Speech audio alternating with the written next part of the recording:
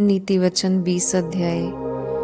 दाख मधु ठट्ठा करने वाला और मदिरा हल्ला मचाने वाली है, और जो कोई उसके कारण चूक जाता है वह बुद्धिमान नहीं। राजा का भय दिखाना सिंह का गर्जना है, और जो उस पर रोष करता है वह अपने प्राण का अपराधी होता है।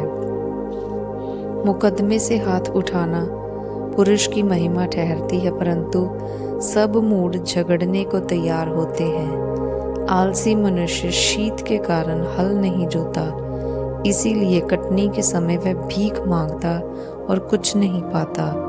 मनुष्य के मन की युक्ति अथाह तो है, तो भी समझ वाला मनुष्य उसको निकाल लेता है।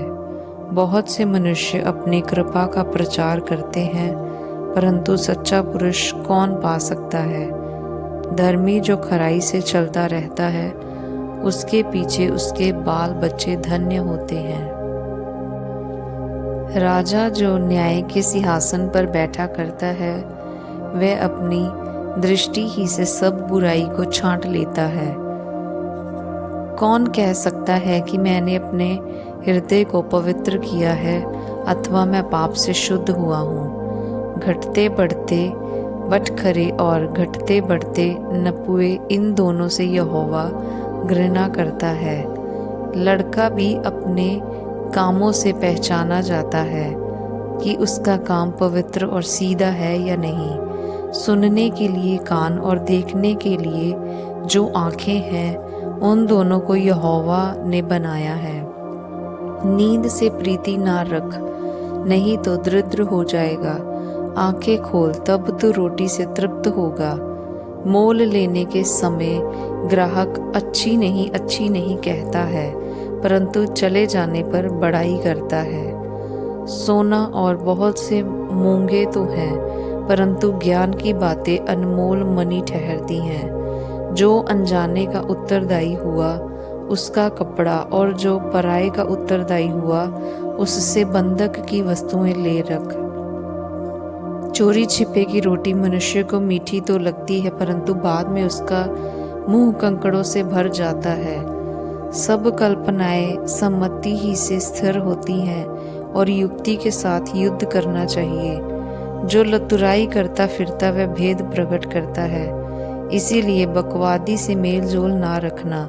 जो अपने माता पिता को कोसता है, उसका दिया बुझ जाता है और घोर अंधकार हो जाता है। जो भाग पहले उतावली से मिलता है, अंत में उस पर आशीष नहीं होती। मत कह मैं बुराई का बदला लूंगा, वरन यहोवा की बाट जोहता रह, वह तुझको छुड़ाएगा।